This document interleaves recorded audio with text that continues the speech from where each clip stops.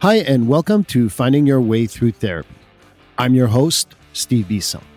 The goal of this podcast is to demystify therapy, what can happen in therapy, and the wide array of conversations you can have in therapy. I also talk to guests about therapy, their experience with therapy, and how psychology is present in many places in their lives. I also share personal stories. So please join me on this journey about therapy. Hi, and welcome to episode 81 of Finding Your Way Through Therapy. I'm your host, Steve Beeson. If you haven't listened to episode 80 yet, please do so. It was a conversation with Pat Rice. Pat Rice is someone I consider a friend, and he was the most downloaded episode. So I put the most downloaded episode there. It talks about near-death experience, among other things. Episode 81 will be my favorite episode. It was hard to choose. I had the 12 Days of Christmas, which helped, but I chose Rachel Fletcher. Rachel is someone who came in and talked about her experience with her sobriety and how she now runs like 2 programs for people who in recovery and how it goes with climbing. And it was just an amazing episode. The energy that we had, I really felt great connection. Not that I didn't feel connections with others, but it was a great episode. It was, as someone told me, very friendly and made them feel like we could get to recovery and it would be easy for them. And that gave an idea of how the environment could be. So I hope you enjoy the episode. Episode 62 is another subject that's really near and dear to my heart, which is sobriety and recovery. I haven't really talked about it in a full episode since probably episode 5 with David Bassano. I know that me and Pat Rice and other guests have talked about it here and there about recovery and sobriety, but I haven't dedicated a full episode to it. And Rachel Fletcher is someone that reached out to me via LinkedIn. She was listening to my podcasts fairly regularly, which is cool. And I appreciate that. And she is the community liaison at Moving Mountains Recovery. Rachel has been in recovery herself for over 5 years. She also owns a tattoo studio in South Florida. And she is also an avid rock climber. She believes that rock climbing can bring benefits for your recovery and your mental health. She also has other ventures that she does on social media, and I'm hoping that she will talk about that. And I figured I'd give you the title. It's called Climbing with Boobs. So I figured that would catch your ear. And here is the interview. Well, hi, and welcome to Finding Your Way Through Therapy. We're on episode 62, the last one of the season. And I guess I kept the best for last. We're also on YouTube on episode 12, so that hopefully you can get on YouTube. Check that out. I hope you all do. But it's interesting because I love working with recovery. I've been working with it for about 23 years professionally. If my family's listening, cover your ears for a second. With my own family, 47 years. But but I do love the subject, and I haven't done it enough on my podcast. So Rachel, reached out to me on LinkedIn, and it was kind of weird because sometimes you get people reaching out, but she was like, "Oh, I like your podcast. I would love to be a guest. You seem to know a lot about recovery." So I'm like, I want to have another conversation about recovery. And I was going to wait till next season.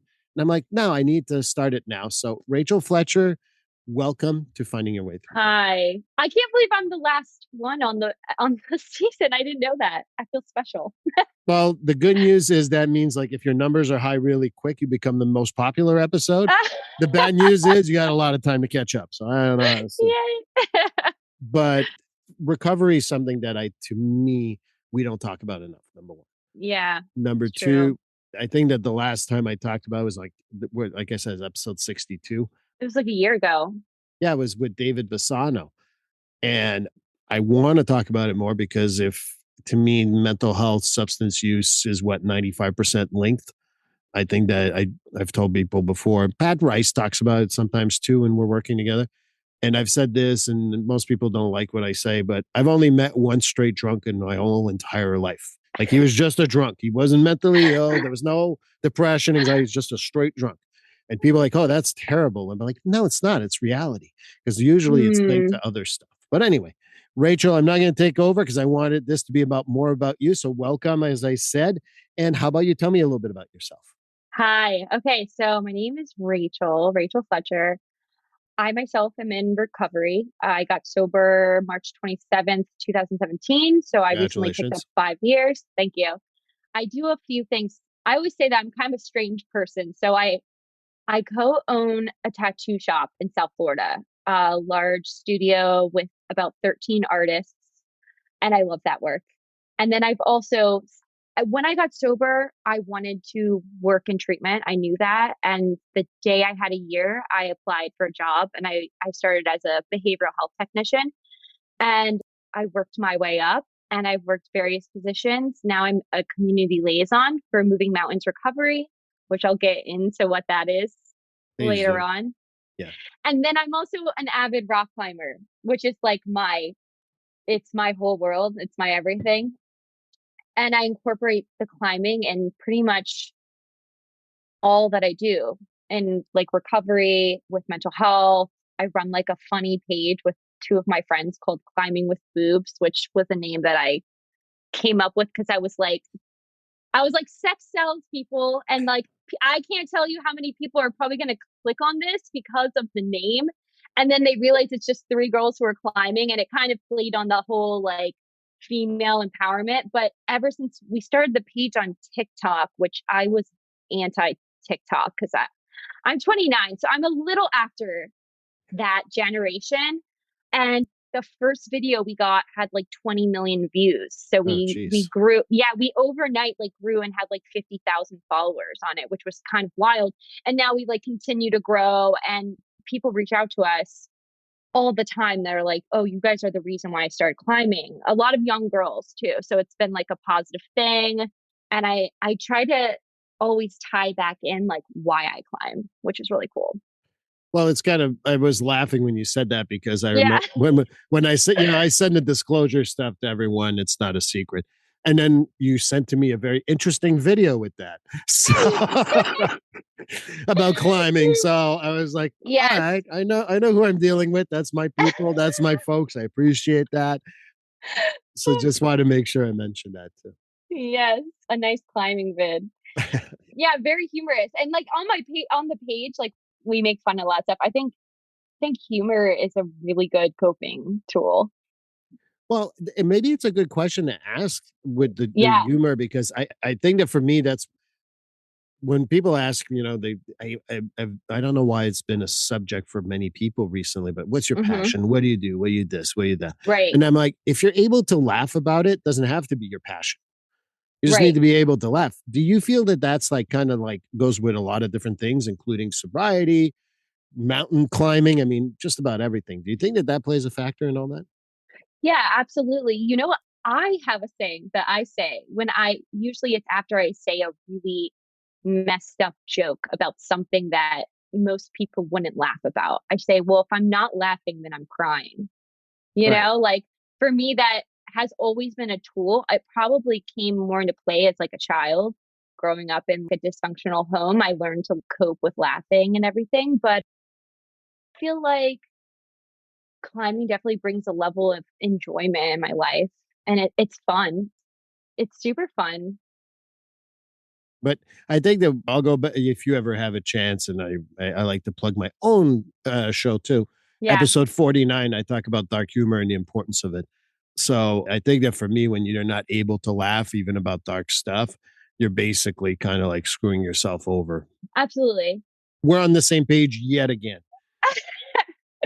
So, how does a journey go from co owning a tattoo shop to now owning a treatment center to incorporating climbing and all that. I mean, like Hmm. if you said that, like if you gave that as a writing tool in a class, all right, make these three work together. Go. Most They people would be like, wouldn't. what the hell's wrong with this? You know what? Like, I mean, when you're saying it out loud, I'm like the only way that that happened with some extra universal power, just also having a sense of humor about everything.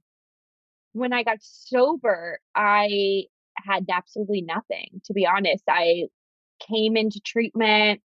It was my second time.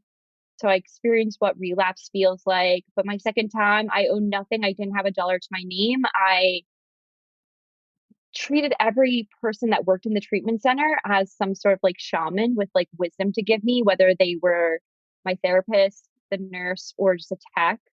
And I took suggestions and I kind of ran with it. But I got to sober living when I got out. I was 24, so I really needed to learn how to honestly be a contributing member of society. Like, I didn't know how to be an adult at all. I used my entire.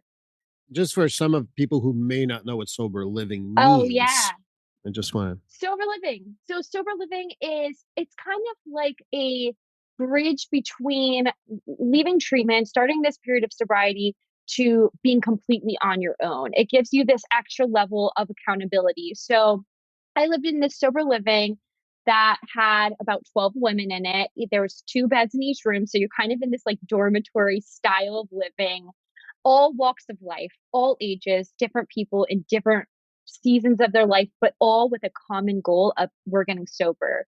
They drug test you weekly to kind of hold the accountability. They also usually do like a weekly meeting to see like how is everyone doing? What goal are you working on? And they also do kind of funny things like they make you make your bed every morning.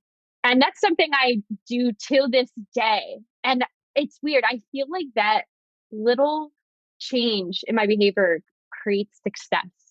And they just start right. instilling these little things, and it basically you kind of get on your feet.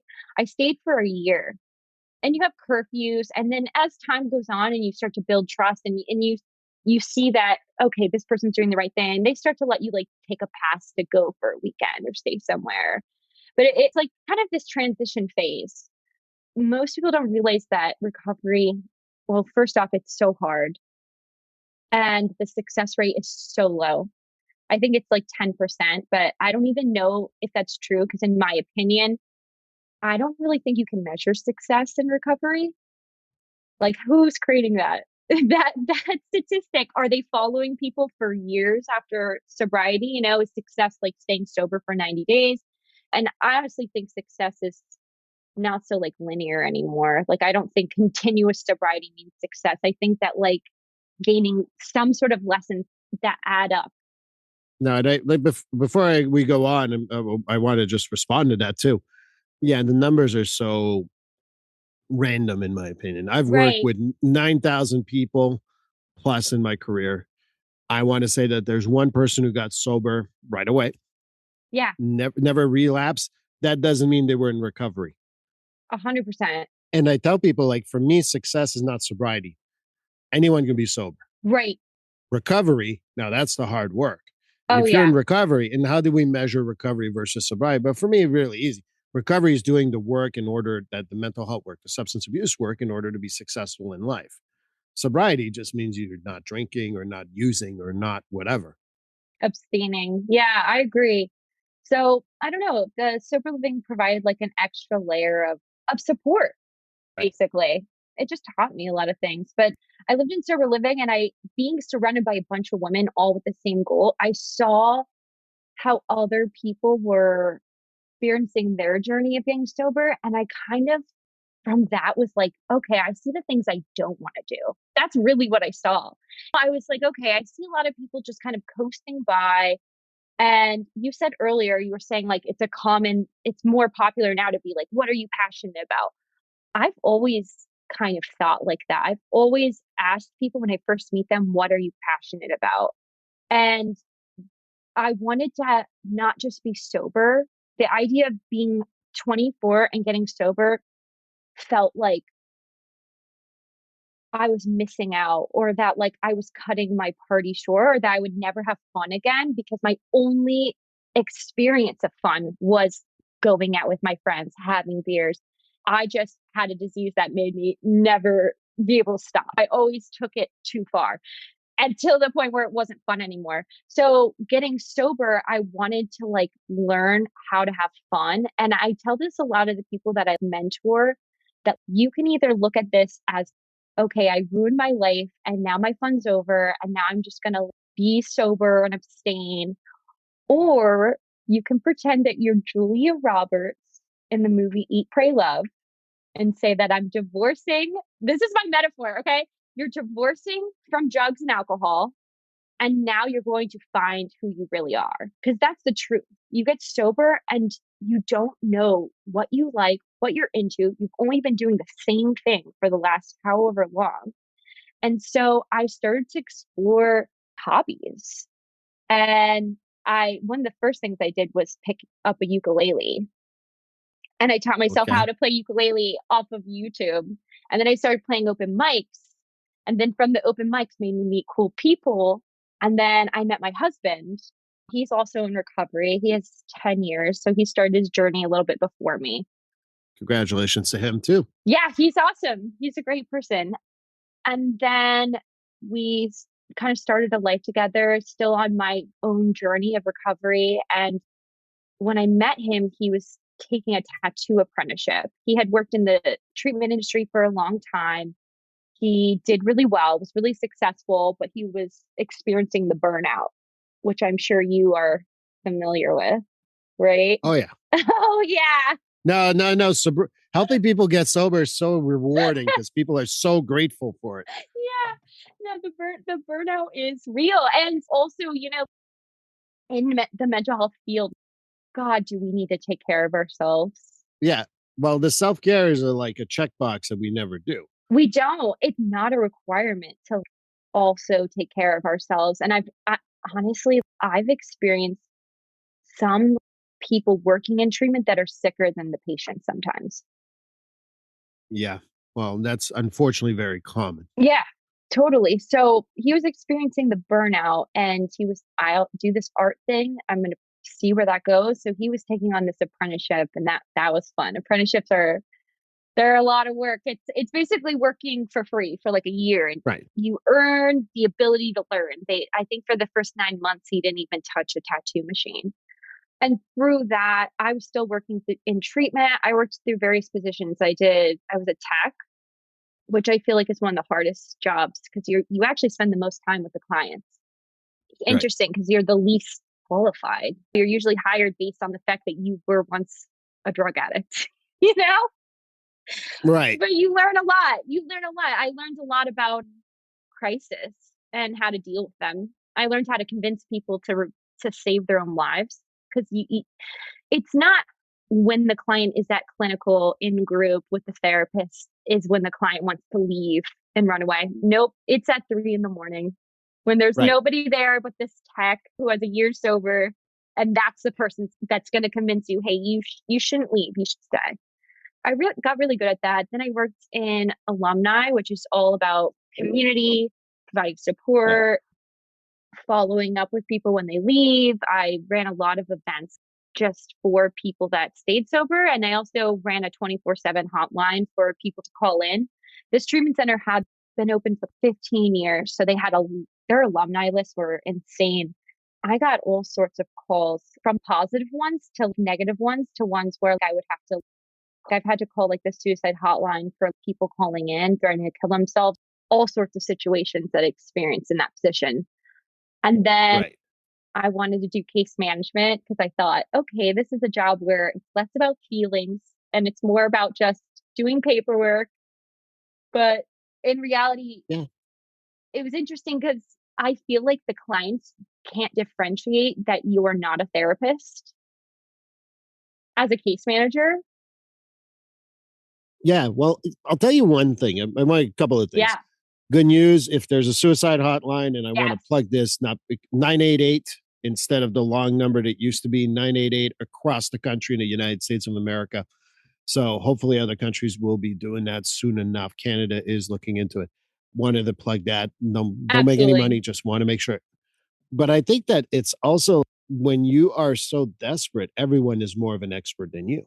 Yeah. So if I'm hurting because I'm wigging out because of the side effects of not drinking or having opioids issues or whatever, it doesn't matter what it is. Even if the person is the less trained to talk to me, you always feel like they will know better than you Right. because you're all, you see yourself as all fucked up. But I think that that's what happens. And unfortunately, I think that the best part of my job ever was to work on a crisis team where they taught me for an hour how to handle the phones and an hour to handle the software. And they're like, all right, you're good. This is a suicide hotline. No Good luck. way. Off to the But, races? and guess what? But that was the best training I ever got because you can't fake real You stories. really can't. Do I wish they would train? Can you train a little bit more? Yes, of course. And I'm not saying that we shouldn't train. But at the same time, I think that being a tech, you're able to also kind of like go get some extra help if needed. Absolutely. But it's also the best training ground because part of it is sometimes going, but I've been there It's too. intuition. Right. I've seen people who have that intuition who don't too. You either got it or you don't. Probably like you were taught the software, then you were on the phones. You were either going to sink or swim. Right, but I think it's not intuition for me. I think not intuition. I should say it shouldn't be overthought. It should be intuition. Yeah. For me, like one of the things that I've always loved about working with people in early recovery and sobriety, they're like, "You don't mince words." I'm like, "Why would I mince words? You don't want some rehearsed bullshit Yeah. answer. You want reality." The truth. And I think that sometimes when people they have to have some training, but sometimes it's better to just go, oh, fuck, I don't know what I would do if I were you. And that's just a genuine answer that the other person's like, wow, someone else would be stuck if I was like that. So I don't know. For me, there's a little bit of intuition and also meeting a client where is that. That's very I love meeting people where they're at. I love that. I felt like people kept thinking I was a therapist and then they'd end up trauma dumping on me. yeah. The trauma stuff I like to give to the expert. I get it. You know, it's so funny because I tell my clinical director now, we're really close friends. Do you need me to pretend to be a therapist? No, all the clinicians that listen to this are like, don't say that. I went to school a long time. No, I'm sick. I was like, because I was like, sometimes I would talk to a client and I'd be like, I'm not the therapist, right? I'm here to get your FMLA filled out, Right. you know? So I was doing that. My husband finished his tattoo apprenticeship. He's tattooing. I was experiencing some of the burnout because also, did you work in a treatment facility ever? No, I never did actually. I sent them to treatment Yeah, facilities, yeah. but So the case manager also is a therapist assistant in a way. So I was working crazy hours and it was no break. And I was feeling the burnout. So we were like, let's just do a dramatic family change. And we partnered with another couple, longtime tattooers of like 20 years. I actually have sent her your podcast that you did recently on the entrepreneurship. yes. We both were listening to it because God did that speak to my heart. And I didn't know like a peer group like that existed, but we decided to start this business. And we opened a tattoo studio and we've been open for almost 2 years, but we opened in the pandemic, but we were in Florida. So our governor doesn't acknowledge COVID. So it didn't really affect our work, although we were very extra like safe and careful, wearing masks. We still try to kind of Right. enforce it. We've been really successful, which is really cool. What was interesting about switching to running a tattoo shop, out of 4 owners, I'm the only one that doesn't tattoo. So I do all the boring finances and QuickBooks and payroll. So the artists can do what artists do, you know? The I admin. am. Yeah, yeah. Case management, right? It just flowed right over. I had this weird moment where I thought, okay, when I was a case manager, I was working in detox. I dealt with a lot of those first week or two of someone getting sober, coming off the drugs. I've seen a lot of things, right? Right. And I thought, okay, I'm going to get a break. I'm going to be able to breathe. And what I realized was, oh, everyone in the world has mental health issues.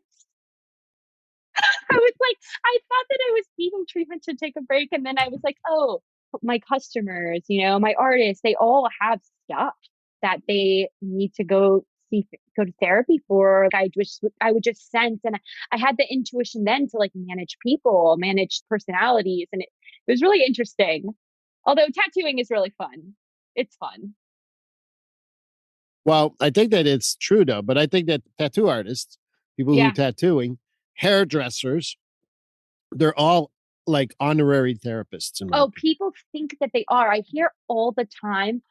So people call in when they want tattoos and they'll literally say, oh, my blah, blah, blah just passed away. And I want to get this tattoo to commemorate them. And it will be like such a fresh trauma for them. And in my head, I'm like, do they know that we are not therapists? We're talking like these people, they're artists and they're great people, but they have no background in mental health whatsoever. But people see them as some form of therapy. They see tattooing as some form of therapy. I've seen people crying in the tattoo chair while they're getting tattooed because it's some sort of like almost like closure or trauma release for them. Yeah, It is, catharsis. and it's pretty interesting to see. But yeah, they're like unpaid therapists. Well, they're paid, but they're not paid to Uh, be therapists. no, they're paid. Correct. But I will always give props to my tattoo Right. artists, my hairdressers that I know They in listen. barbershops. I They're mean, paid to listen. they're sitting in a chair and they just want to fill the blanks Yeah. in. Oh, so true. But you mentioned something I want to go back to. You said, for me, the mind body spirit connection is so important. Yes. So you talked about mental health. Everyone has mental health issues. Well, for me personally, I agree with that 100%. Some people would say no, just crazy people do. So I'm in therapy. I've been in therapy proudly for, I don't know, 15 years, give or Wow. take at this point. Not every week, not like sometimes every week, sometimes not. Doesn't matter. Not judging. I'm just saying that's what I do. Have you ever been in therapy? Because that's, finding your way through therapy is really about, hey, people been in How, therapy yeah. before and how. So I absolutely have. I don't even know if this is a real word, but I always say I'm very therapized. I don't think it is. You know what? I've heard it so many It times on might this be real. podcast. I Does think I just everyone say that? Yeah, copyright. okay, I'm therapized or I'm institutionalized. So obviously I went to treatment, which treatment is it's like sober school. It's like therapy school. When you're in partial care level of treatment, you are in clinical hours, usually from 9 a.m. to 3 p.m. That's 6 hours of therapy a day, whether that be group therapy, individual sessions weekly. And then they usually have a bunch of different ambulatory services. I've done that. I did that for my last stint. I think I was 45 days in treatment. And they say that the longer you're in treatment, the higher chance of success that you have. After that, I wasn't in therapy. I just worked 12-step programs and I kind of was just focusing on recovery. I always pursued my hobby thing that I was saying. I was being Julia Roberts, figuring out what I loved. That's where rock climbing came into things. But my next therapy experience was I was 3 years sober and I was about to get married. It was a month before I was married, and I was a stable human being. And then all of a sudden, I became almost like mentally unhinged. It was very weird. I lost my dad when I was 5 to suicide. Yeah. Oh, Oh, yeah, I'm no, it's sorry. okay. And it's funny, when I was in treatment and I was early sobriety, I had, like I said, all of those clinical hours of groups, right? But what did I talk about? I talked about the most immediate things that were going on in my life. A lot of it was really petty stuff that didn't really matter. And I think that's where I was at. It It mattered at the mattered time. at the But anyway. time. And now, how trauma works, there's that book that says trauma that's in the body, right? That clinically, no offense, it goes over my head. And are you gonna pull it No, out? no, yeah, I'm going to pull it out because I will say I've said this before on the podcast, but Yeah. I'm going to say it again. So this is the Bible of Yes. trauma for us. I can't read it all the way By through. I Ben. have to read it in chunks. But not only that, there's a medical Bible Right. somewhere about the I have no interest in reading that because I'll go to the doctor and he read it and that's a great thing, or she, and she's Yeah. going to take care of me. So for me, I say that this book, when people say, oh, it's to me, that's Yeah. my Bible, but that does not mean that it's accessible to everyone, not to be Yeah. a dick, but just because that's how it is. So it is a good book, but most of my clients and most of my, Aren't gonna read it. even my colleagues sometimes like, that's dense. And I'm like, It's so dense. but it's great reading. I mean, It is. but And the premise is like what I understand. So how I see it is that basically I had this actual huge traumatic event of losing my father to suicide. yeah. And probably attributed to why I use drugs and alcohol to cope with that trauma, disassociate from it, to feel a relief from this pain that was very, very deep. And the wedding, the moment, the father moment where he's supposed to walk me down the aisle, that it Mm. triggered that. It was like all of a sudden this volcano erupt and it could not hold any longer. Now, looking back, did I see evidence of the trauma playing throughout my whole life of in my sobriety 3 years? I had so many triggers. I was so insecure, total abandonment issues that like showed up for me all through that time that I had not healed that trauma. It wasn't until I had 3 years sober where I was strong enough to deal with it. And so I got a trauma therapist, and I was like, this is not a great time for me. I'm getting married, but I want to do this. And I want to do this work. Let's dive in. And because I was a 12-step person, when I have a problem, it's like I want to Google steps on how to fix it. I hate Googling how to forgive because it just says you just forgive, like I know Right. I need to know what to do. And that's what he did for me. We did in-depth work for about 6 months, and I realized so much about myself. And I honestly, I healed that wound. I tell people, first off, I make a lot of jokes about being a part of the Dead Dad Club because I have to. But do I cry yearly about it? Of course. Like it's always a loss. There's nothing like losing a parent, but the triggers that came from that trauma, I've worked on them. My self-esteem is so much higher. I no longer have this internal story of that I'm worth leaving, Right. which was huge. That was my first experience with therapy. I don't think I could have handled that in my first year of sobriety either. I am just taking a quick break of this interview to let you know that I've truly enjoyed doing 60 plus episodes of Finding Your Way Through Therapy. And I just want to remind you that when we're doing these podcasts, it's a labor of love. And what I mean by that is that there's not much revenue. It takes time, it takes money, and you need to distribute it and things like that. So one of the things that I was hoping to talk to you about is being able to help me out. You can always give a review, which is always beneficial. But more than that, I really want you to go to buymeacoffee.com/Steve Besom. And the reason why I wanted you to go there is that you can give a donation of any kind to support this podcast that you hopefully have gotten a lot from. And any type of amount will be beneficial for me. And I just want to make sure that you can support me by doing so. And let's get back to the interview. Well, there's so many things that I want to jump off of that because there's a lot of points that you made here. The first point is, for me, I tell people that you never get over trauma, you get through it. And right. I will never, ever make it disappear. I do a lot of trauma work. And people are like, oh, I just don't want to think about it. I'm like, okay, well, go see a magician that thinks they can do that because I am not doing that for you. And people get sometimes offended by that. But I'm like, no, look, again, not the same way you lost your dad, but I lost my dad to name the cancer. He probably had it. And I saw him suffer tremendously for 3 weeks, and it was terrible. Do I cry every time I talk about my dad? No, I'm not crying right now. There was no guarantee I wouldn't, though, by the way. I could have. Yeah, I feel you. So I tell people, like, I went through it, but my dad's memory will never go away, and seeing that will never go away. It's the same thing with mental health. It's the same thing with substance use. People are like, I just don't want to think about substances anymore. I just don't want to drink. I never want to think about a drink again. I'm like, okay, let me go get the magic wand. That'll work out. No, it's going to happen, except that it's going to be there instead of trying to avoid.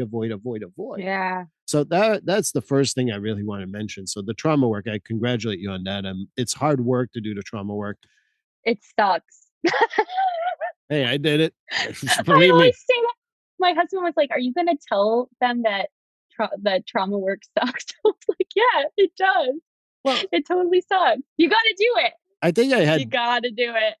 if I have never said this on the podcast, I got to say it right now. Some people they come to me and I say, okay, let's get you to treatment. They're like, oh, treatment's going to make me feel better. I'm like, nah, you're going to suck for 7 days. And this will be pretty bad. And they're like, what? I'm like, what? You want me to lie to you? Oh, it's going to be great. There's light at the end of the tunnel, though. After that, yeah. But I tell people, like, if you think it's going to be easy, this sobriety, trauma, whatever, no, let's not play games. And I think that not deceiving our clients and people who patients or whatever we're calling them, I think it's important not to deceive them and tell them the truth. Yeah. I never tell people anything like lie. Oh, you're going to feel great. No, sometimes sobriety sucks. And the other thing too, is that you talked about not doing trauma work right away. I think we had a conversation prior to this, but I'm going to share it out loud so that people can listen to it on the podcast. The first 6 months, I tell people your brain's jello. I'm just trying to make you survive, and I'm just trying to keep you sober for 6 months. So we talk Mm-hmm. about the cat having fleas or things that are very easy. I'm not going, all right, let's talk about that trauma that you've had. Yeah. I Can just you imagine? Right. Uh, But a lot of people like don't get that, especially family members. They call me up, like, you told me you take care of my son, daughter, whatever. And they're like, well, you're not working on anything. I'm like, I'm keeping them sober for 6 months. After 6 months, the brain's kind of like mellowed out a little bit and I can get some stuff done, but yeah. that's still going to be like 6 months down the road before we really do a lot of work. And a lot of people don't understand that. So I don't know. We had a conversation beforehand, but you're right. Sometimes like the first few weeks is like, yes, matching socks works. No, don't wear matching socks. That's fine. Yes. No meat or potatoes Right. for a little bit. But Mm-hmm. do you feel that that's another thing that people struggle with because at the beginning they want to feel better right away, and then we're kind of like, okay, Oh, we're just going to keep you alive, and we're going to keep you somewhat organized for the next 6 months. yeah. I feel like we live in a society of instant gratification now. Hence the problems with sobriety. But anyway, Yeah. Yeah. I also have other experiences with therapy. So I'm just a very open minded individual. I will honestly try anything that someone's like, hey, you should try this. I'll try it. I've had two rock climbing accidents, one that was not serious, but emotionally affected me, one that was serious, but also emotionally affected me. The first one was an ankle sprain when I first started sport climbing. For listeners that don't know what that is, that's when you're climbing a route and it's bolted, usually every like 4 to 10 feet apart, and you're clipping the rope as you go. So there's always this chance if you clipped into the last clip and now you're 2 feet above it and you're going to the next one. If you fall, you're gonna whip. Like you're gonna literally yeah, drop midair and whip. It's like it. You've probably seen documentaries of it. It looks wild. It feels even more wild. you whip into the rock, so to speak. Yeah, it's wild. So I whipped really hard. I sprained my ankle on the wall. I was feeling from that accident that every time I went climbing, I had a lot of fear. Now, a lot of people say to me all the time, even now, they'll be like, you're not afraid. Like, you must have no fear. Oh man, I have tons of fear. I just choose not to listen to it. And with experience of like continuing to climb, I know how to manage it better Right. than other people. And that's like one of the benefits of climbing is I also apply that to my life. So, oh, I'm afraid of doing something like a podcast, but I have this, my brain is used to me managing fear and like walking through it, or in this case, climb through it. Like exposure. Right. I said to my friend, she's a licensed mental health counselor and she's also certified in EMDR. And I know you are as well. Right. She was a baby clinician at this time. And so I was like, can I be your guinea pig? Just like my husband while he was learning tattoo, that I was his guinea pig that he tattooed on a lot. I was like, can I be your guinea pig? And I know that our friendship is like probably inappropriate to do therapy, but I trust you and I have this relationship with you and I want to do this spraining of the ankle fall through EMDR. And she was like, okay, well, she expected that when she did EMDR or got certified in EMDR that she would be, handling people's sexual assaults and what most people use EMDR for. She didn't expect it to be on a climbing accident. And what was crazy was that all these subconscious levels of fear of my mortality or like not being good enough and all these like weird emotions under the surface from this accident. We completed the session. I went climbing and I just felt like it was like my brain just reset. And I was like, oh, I'm okay. And it worked. Right. Boom. It was And that easy. I want to just add something. It's never good to not have an emotion. So having no fear, having no anger, not having happiness, those things don't exist. It's Right. having a healthy level that we're looking for. Yeah. I need to be fearful that I hope it works out with Rachel. I hope this interview is going to be pretty good. Yeah. Was I fearful to the point of we're like, oh my God, oh my God, oh my no, because I've done it enough and I'm okay with that. It's learning to manage that fear and make it so whether you're rock climbing, whether you're doing a podcast or whatever you're doing in life, it's having a healthy level of fear. When you're driving a vehicle, no matter what vehicle you're driving, you should have a healthy level of fear because you have a lot of metal in front of you and it's a dangerous thing to do. You shouldn't be worried every single second. That's not healthy. And you should not be fearless because that's a problem too. It's getting to that middle ground. But Right. I want to go to something because I kind of nice transition to something we've talked about again beforehand. I'm not a risk taker per se, but like climbing and mental health sounds perfect for me. So how do we get to the point where we go like, oh, this climbing thing's a good mental health thing for me? How do we get there? So cool. So it's becoming more normalized, and I'm seeing actually more documents online and blogs about it because climbing got way more popular through the pandemic. The amount of people I started climbing like a year into sobriety, so like 4 years ago. So the amount of people I saw at my local gym, it like doubled after the pandemic because people were just they were trying to do stuff. Right. So climbing is becoming cooler. And then also I think mental health is like taking care of our mental health is becoming cooler. Right. It's definitely more talked about now than it ever was. And so I'm seeing blogs about it and the benefits, but I've actually experienced it. The first time I climbed, what attracted me to it was I was a year sober. I had all those little problems. The cat has fleas or whatever, you know what I mean? And I went climbing and I remember that for that hour or two that I was climbing, all those problems like went away. Right. And I didn't realize it right then, but it felt good. It was like almost like a break. It was like a break. And I was totally in the moment of what I was doing. Right. When you're climbing, you're thinking, how am I going to get to the next fold? Like you're not thinking about your stressful job or your relationship or whatever's going on in your life. You're thinking about climbing. So you're totally in the moment. I caught what I call like the itis, and I Oh, pursued it. okay. I pursued it to the I'll send you extreme. my card afterwards. But anyway. Okay, all right. So I definitely went to the extreme. I pursued it. I wanted to know everything about it. I immediately booked a trip to Yosemite because that's like the fatherhood of climbing. It's the place to go, right? Right. I hired a guide, climbed a big mountain out there. It was really cool. Just fell in love with it.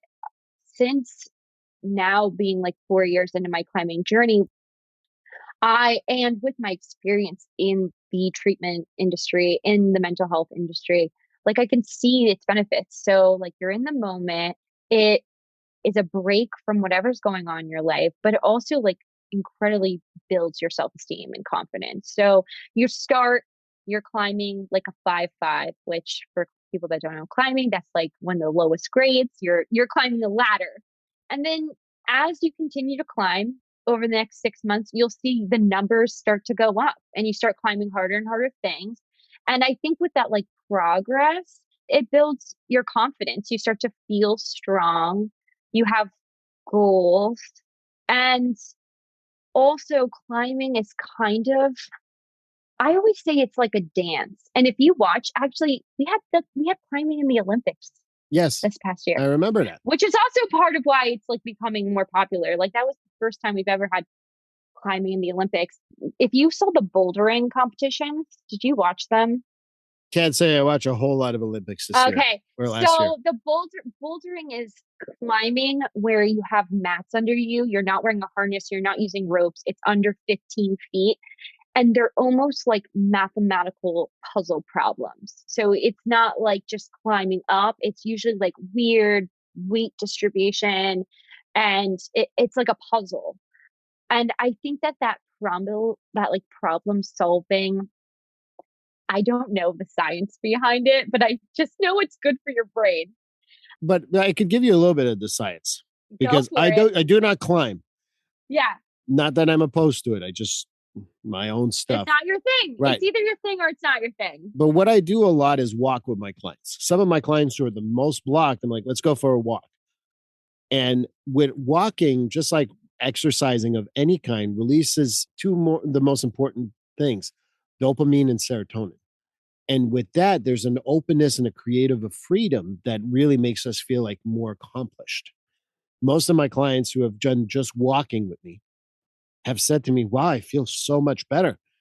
It's better to, but I'm like, yeah, because your brain was busy, like trying to get, your body's kind of like developing the serotonin, the dopamine, the good feel drugs, so to speak, that are normal in our body. And so you talked about your mental health, you feel better about your mental health. And then the serotonin and dopamine said, let's reinforce that. So that's a little Right. bit of what's going on here. And we're reinforcing that behavior when we're doing any type of exercise. So for me, I think it's a question of time, not if, that we're going to have climbing therapy. We're going to have all these types of Oh, therapy. yeah.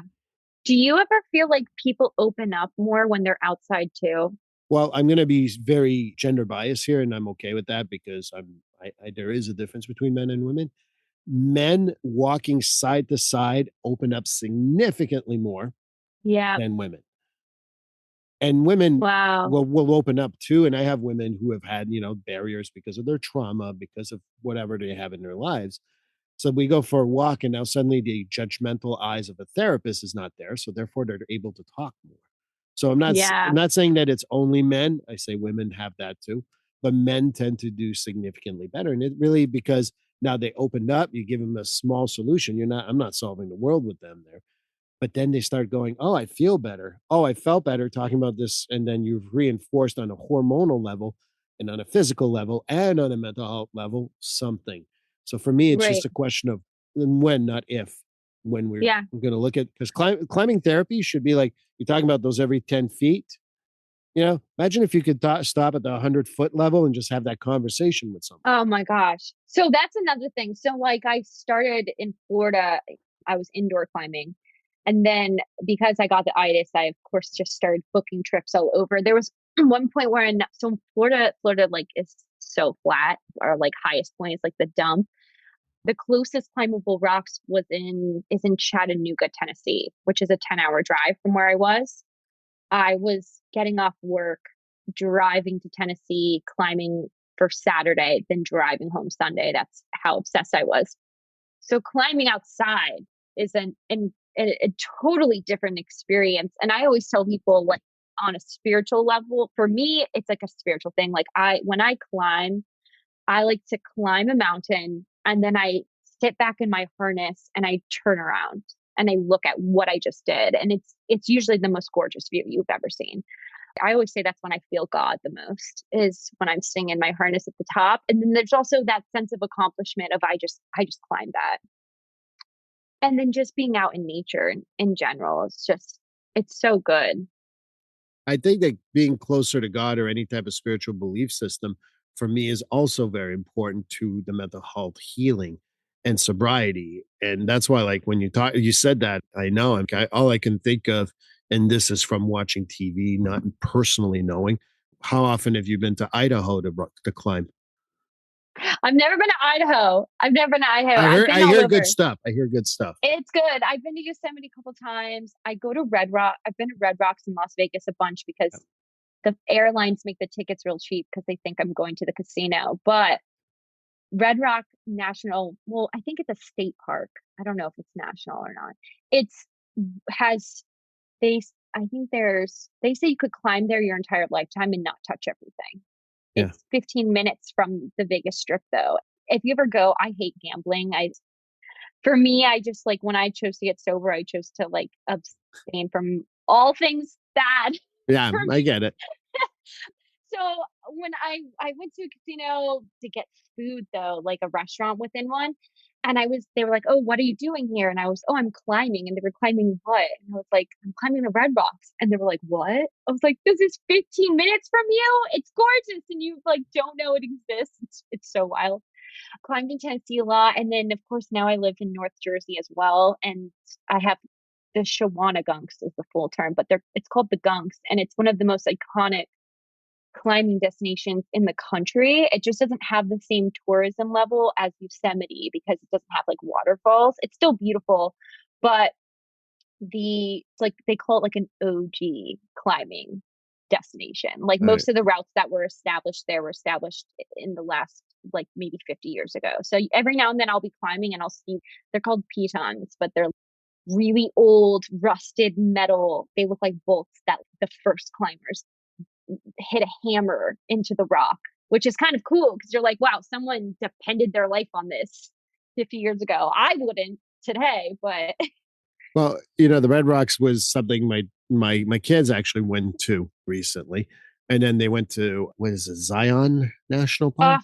I haven't been there yet. That's But on my list. and I remember all the pictures they took and they sent to me. Crazy. And I think about what you just said, and I'm like, oh, like, see, that's where you got to go. I know.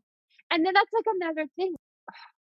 When you are before recovery, most people that I meet who are in treatment, they have not lived. They have not traveled, most of them, in a long time. They've been doing the same thing.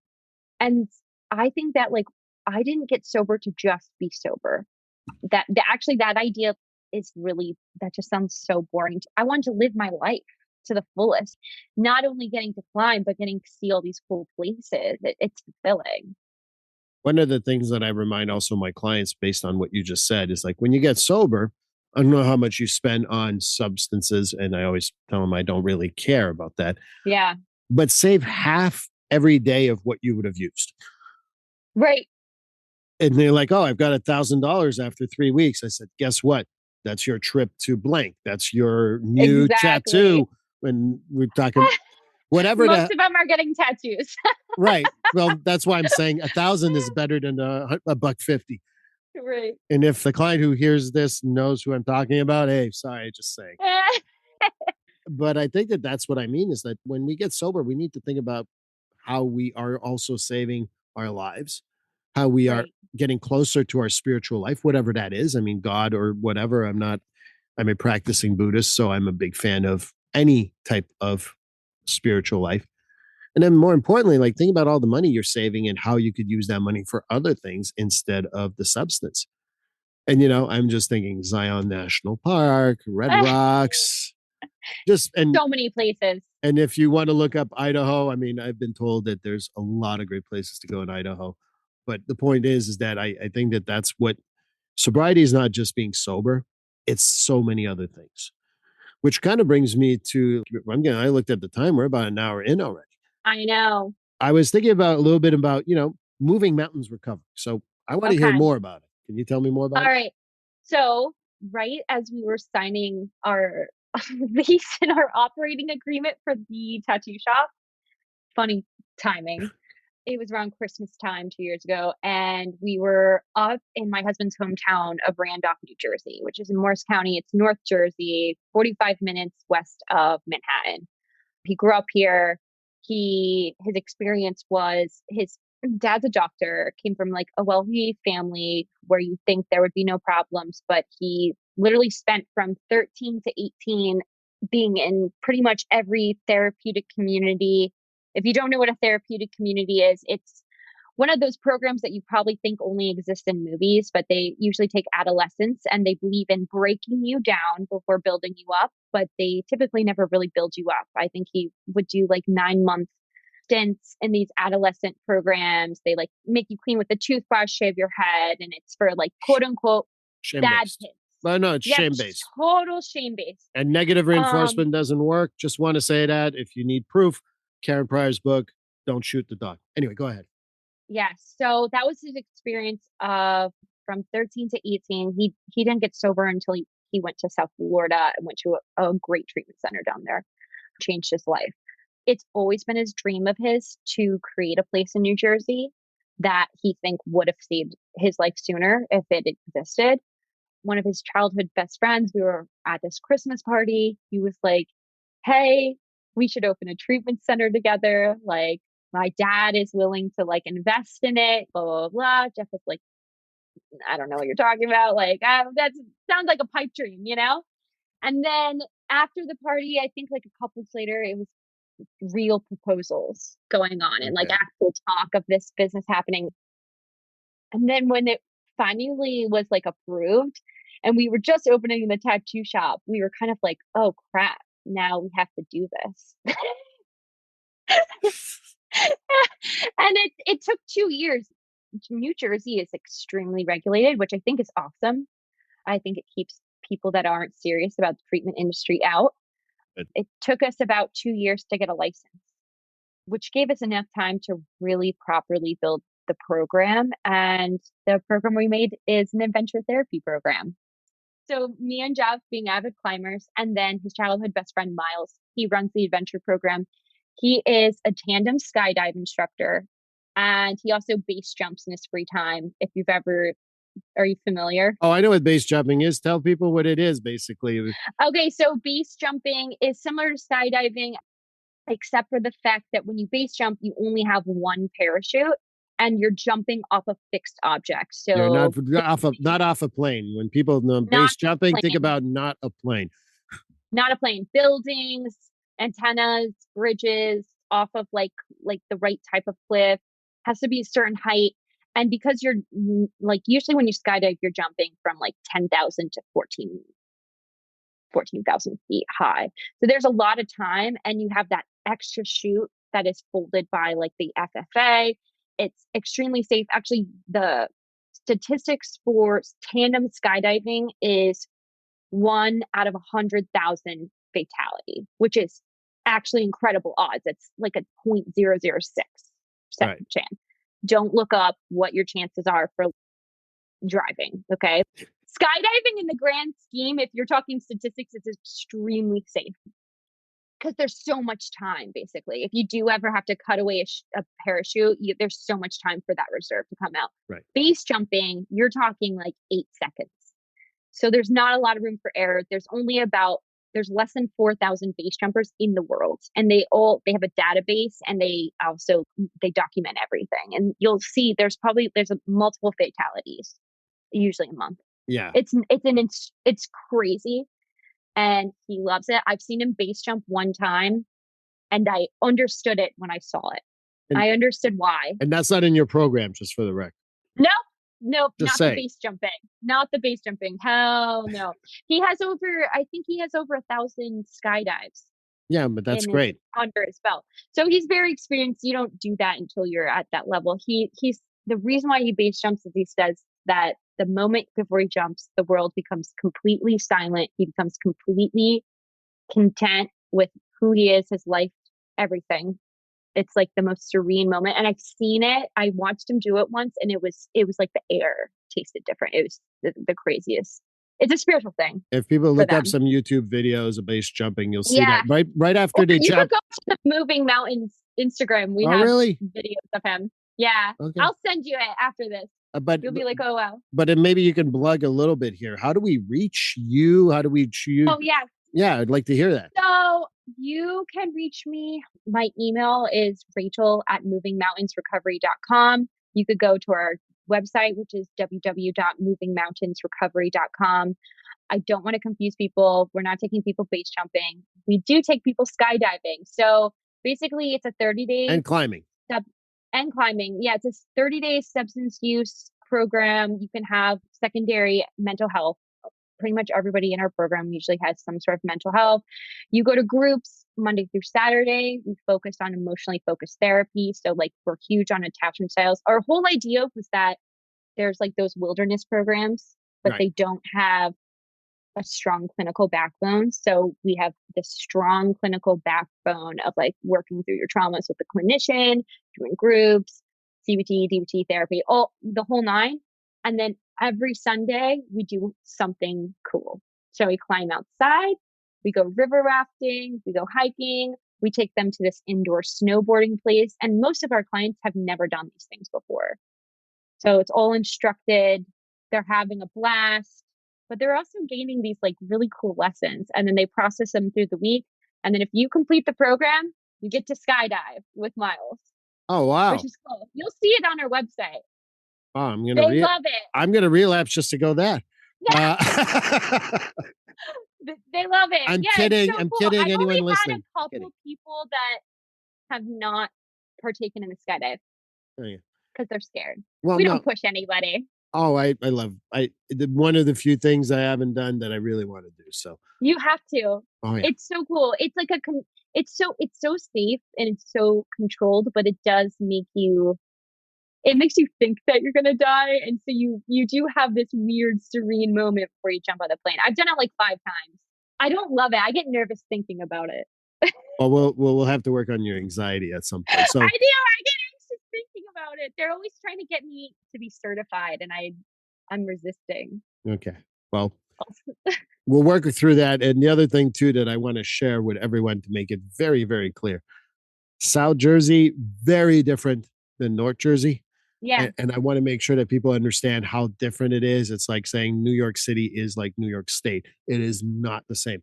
So for everyone to know that about New Jersey is the same is very important to me because it's such a beautiful setting and it's such a beautiful place. So I want to make sure I said that. So I will put this all on my your website. I'm going to put in your Instagram. Yeah. And ways to reach you. But I want to thank you because oh my gosh, I could talk about recovery for hours because there's so many things that you've said. You said mental health being secondary. Yeah, I think I've met one person that didn't have a mental health diagnosis, and it doesn't have to be severe. It's just some mental health issues that come with that. But it's so nice to see someone who's enthused, 5 years into recovery, wanting to help others. And to me, that's just the amazing, like to me, thinking about climbing, thinking about jumping out of a plane with a parachute, for the record, with a parachute. Just in case, we got to remember it's also mental health on this podcast. Yeah. But also being truthful about your therapy and hard work that you've done. So I want to personally thank you. Mm-hmm. This was an amazing conversation. Truly enjoyed it. So thank you so much. Thank you for having me. I'm so excited. Thank you. Well, this concludes episode 81 of Finding Your Way Through Therapy. Thank you, Rachel. Such a great interview. I hope you guys enjoyed it. I certainly did. That's why it's my favorite episode of the year. But season 7 and episode 82 is right around the corner. And on the season 7, my first episode, and that would be episode 82, of course, will be with someone that was referred to me by Pat Rice. So Pat Rice will be part of the interview. And you've heard him before. And this is Jake Nichols. Jake will be talking about his book. So please join me then. Hey, this is Rachel Fletcher from Moving Mountains Recovery. I am just so honored and surprised that Steve chose my episode as one of his favorites for this season. I was reflecting on what I love so much about being on the podcast. And I can say that I walked in thinking maybe I'm not qualified enough to be on the podcast because I myself am not a therapist.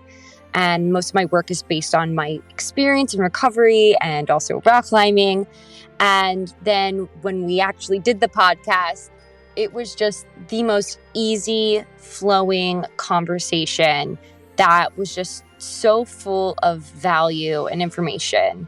And Steve just has such a way of making life-changing actions that he does in therapy so digestible and so down to earth and so easy to talk to. And that's why I'm one of the big fans of his podcast. And we both just share such a passion for wanting to help people. Please like, subscribe, or follow this podcast on your favorite platform. A glowing review is always helpful. And as a reminder, this podcast is for information, educational, and entertainment purposes.